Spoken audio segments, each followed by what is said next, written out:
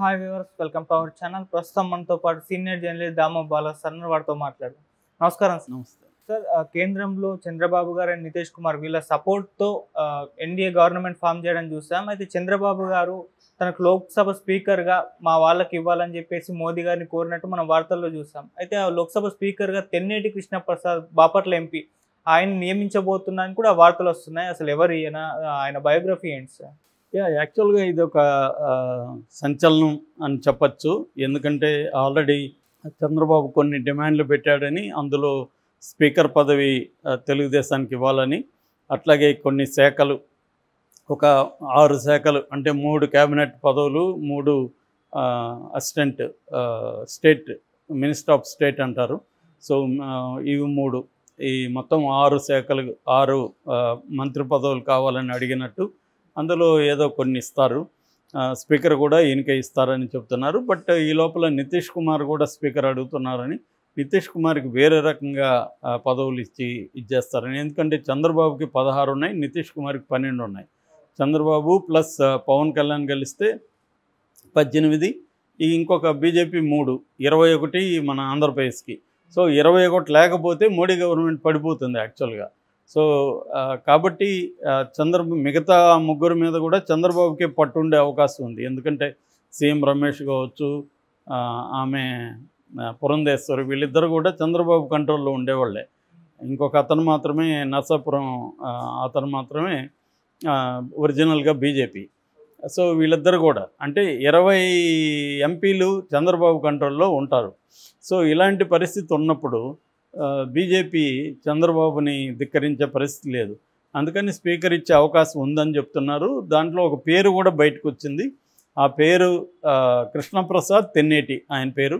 యాక్చువల్గా కృష్ణప్రసాద్ తెన్నేటి ఈయన విచిత్రంగా ఎంపీ అయ్యాడు. ఎందుకంటే ఈయన తెలంగాణ బీజేపీ అధికార ప్రతినిధి. ఓకే. సో అధికార ప్రతినిధిగా ఉండి ఇక్కడ కంటోన్మెంట్ ఎస్సీ నియోజకవర్గం, మన సికింద్రాబాద్ కంటోన్మెంట్, గద్దర్ కూతురు పోటీ చేసింది వెన్నెల. సో కంటోన్మెంట్లో బీజేపీ తరఫున పోటీకి ట్రై చేశాడు ఎమ్మెల్యేగా, కానీ ఈయనకి ఇవ్వలేదు.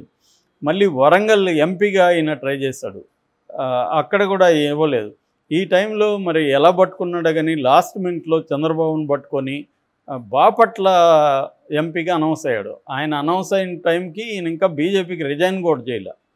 సో అంటే బీజేపీలో ఉంటూనే తెలుగుదేశంలో ఎంపీకి టికెట్ సంపాదించగలిగాడు ఎవరైనా అని అప్పుడే చర్చలు జరిగాయి అక్కడ. సో దీనికి కారణం ఏమంటే, వీళ్ళ అత్తగారు సమంతకమణిని గతంలో టీడీపీలో మినిస్టర్గా పనిచేశారు. సో అందువల్ల ఆ పరిచయాలను ఉపయోగించి చంద్రబాబును అతను పట్టుకొని తెచ్చుకున్నాడు అనేది బయటకు వచ్చింది. ఏదేమైనా ఆయన బాపట్ల ఎంపీగా అనౌన్స్ చేయడం ఇటు తెలుగుదేశం వర్గాల్లో కూడా చాలామంది వ్యతిరేకించాడు. అక్కడున్న మాల సామాజిక వర్గం కూడా దీనికి వ్యతిరేకంగా వాళ్ళు ధర్నా కూడా చేశారు. ఈయనకి ఇవ్వద్దు, ఈయన ఎవరినో తీసుకొచ్చి పెట్టారని. అక్కడ మాల్యాద్రి అనే అతను ట్రై చేస్తున్నాడు. అక్కడే అంతకుముందు నందిగాం సురేష్ వైసీపీ నుంచి ఎంపీగా ఉన్నాడు. సో అలాగే ఈయన ఓవర్ నైట్లో ఒక బీజేపీ తెలంగాణ అధికార ప్రతినిధి వెళ్ళి ఆంధ్రప్రదేశ్లో తెలుగుదేశం తరపున ఎంపీగా నిలబెట్టినా కూడా ఈయన గెలుస్తాడని ఎవరూ చెప్పలేదు అసలు ఇప్పటివరకు. అందరూ కూడా ఓడిపోతారు, ఎందుకంటే ఈయన అక్కడ లోకల్గా నాయకులతో కలవట్లేదు సరిగా, ఇలాంటి విమర్శలన్నీ వచ్చాయి. బట్ అనూహ్యంగా ఆయన దాదాపు 2 లక్షల పైన మెజార్టీతో నందిగం సురేష్ మీద గెలిచారు. ఇప్పుడు ఆయనకు ఇది కానీ ఈ వార్త నిజమైతే ఇంకొక సువర్ణ అవకాశం అని చెప్పాలి. ఎందుకంటే ఫస్ట్ టైం ఎంపీగా అయ్యారు, అది కూడా యాక్సిడెంట్లుగా అనుకోకుండా అయ్యారు. అయినాక మళ్ళీ ఇప్పుడు స్పీకర్గా అయినాడంటే ఇంకా ఆయన లైఫ్లో ఇదొక పెద్ద మలుపు అని చెప్పాలి. మన గతంలో కూడా చంద్రబాబు ఒక ఎస్సీ సామాజిక వర్గానికి చెందిన బాలయోగిని అక్కడ స్పీకర్గా అప్పుడు పెట్టారు. ఇప్పుడు కూడా ఎస్సీ సామాజిక వర్గం నుంచి ఈయన కృష్ణప్రసాద్ని మన లోక్సభ స్పీకర్గా పెడితే అది కూడా ఒక రికార్డ్ అవుతుంది ఇండియాలో, ఎస్సీ సామాజిక వర్గానికి చెందిన స్పీకర్గా అయ్యాడని. సో అది అయ్యే ఛాన్స్ ఉందని చెప్తున్నారు. సో ఈ కృష్ణప్రసాద్ ఎవరు, అసలు బీజేపీలోకి ఎలా వచ్చాడు, ఈయన బ్యాక్గ్రౌండ్ ఏంటి అని చూసినప్పుడు ఈయనకి ఆంధ్ర మూలాలు ఉన్నాయి, కానీ ఇక్కడ హైదరాబాద్లో స్థిరపడ్డారు.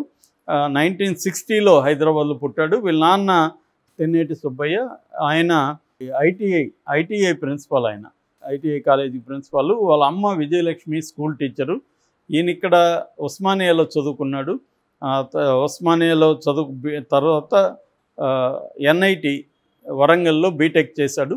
బీటెక్ చేసిన తర్వాత Ahmedabad IIMA, Indian institute of management, Ahmedabad, అక్కడ ఈయన బిజినెస్ అడ్మినిస్ట్రేషన్లో పీజీ చేశారు 1983 ఆ ప్రాంతంలో. తర్వాత ఉస్మానియా యూనివర్సిటీలో LLB కూడా చదివాడు 2014లో. సో వీళ్ళ భార్య కూడా అడ్వకేటు. సో వీళ్ళ ఫ్యామిలీ కొంత ఎడ్యుకేటెడ్ ఫ్యామిలీ. సో దాని తర్వాత ఈయన 1986లో సివిల్స్ రాసి IPS సెలెక్ట్ అయ్యాడు, Indian police service. So select అయిన తర్వాత అప్పట్లో ఉమ్మడి ఆంధ్రప్రదేశ్లో, తెలంగాణలోను అటు ఆంధ్రప్రదేశ్లోను వివిధ పోస్టుల్లో ఉన్నాడు. 4 జిల్లాల్లో ఎస్పీగా పనిచేశాడు, ఇంక్లూడింగ్ గుంటూరు జిల్లా. దాని తర్వాత 2 జిల్లాల్లో రేంజ్ అంటే DIGగా పనిచేశాడు. లాస్ట్లో ఆయన DGగా రిటైర్డ్ అయ్యాడు. సో 34 ఏళ్ళు పోలీసు ఆఫీసర్గా ఆయన వివిధ హోదాల్లో పనిచేశారు. సో తనకి పోలీసుగా ఉన్నప్పుడు కూడా చాలా మంచి రికార్డు ఉంది. ముఖ్యంగా ఇక్కడ వరంగల్లో పనిచేస్తున్నప్పుడు ఆయన మావోయిస్టుల సరెండర్కి చాలా పెద్ద ఎత్తున కృషి చేసి దాదాపు 450 మందిని మావోయిస్టులని జనజీవన స్రవంతులకు తీసుకొచ్చి ఒక రికార్డు క్రియేట్ చేశాడు. ఈయనకి సరెండర్ ఎక్స్పర్ట్ అని, స్పెషలిస్ట్ అని కూడా పేరు వచ్చిందనమాట. అంటే ఈయన ఎవరిని ఎన్కౌంటర్ స్పెషలిస్ట్ లాగా చంపకుండా వాళ్ళని జనజీవన స్రవంతుల్లోకి తీసుకురావడానికి ఈయన కృషి చేశాడు.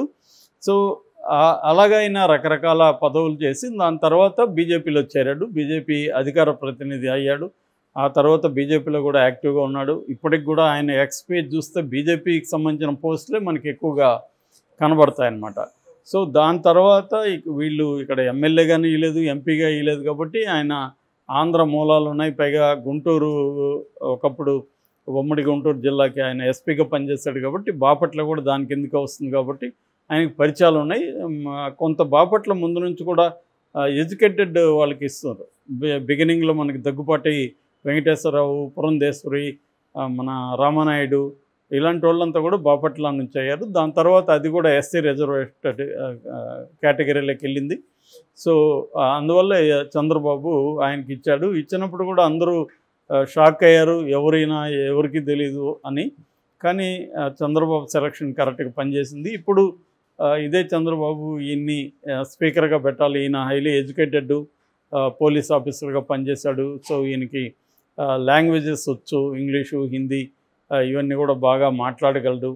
సో ఈయనైతే కంట్రోల్ చేయగలడు సభని అనేది ఆయన అనుకున్నట్టుగా తెలుస్తుంది. సో అదే కానీ నిజమైతే మాత్రం మనకి మళ్ళీ ఆంధ్రాకి ఢిల్లీలో ఒక హోదా లభిస్తుంది. ఇప్పటివరకు ఈ మధ్యకాలంలో లేదు మనకి. సో మనకి మన్మోహన్ సింగ్ ఉన్నప్పుడు ఉండింది, ఎందుకంటే రాజశేఖర రెడ్డి ఉన్నప్పుడు ఇక్కడ ఎంపీల వల్లనే అక్కడ గవర్నమెంట్ ఫామ్ చేయగలిగారు. అందుకని మన్మోహన్ సింగ్ కూడా రాజశేఖర రెడ్డిని మీ వల్లనే నేను ఇక్కడ ఈ కుర్చీలో కూర్చోగలుగుతున్నానని కూడా అన్నాడని చెప్తారు అప్పుడు. సో అటువంటిది ఇప్పుడు మళ్ళీ ఒక పునర్వైభవం అంటారు కదా, అలాగా మళ్ళీ ఆంధ్రాకి ఢిల్లీలో ఒక వాల్యూ అనేది చంద్రబాబు ద్వారా పెరుగుతూ ఉంది. సో స్పీకర్ అయితే మాత్రం అది గొప్ప విషయమే. మరి ఇది నిజమవుతుందా లేదా అని చూడాలి. నిజమే అవ్వాలని మనం కోరుకుందాం. Okay sir, thank you so much.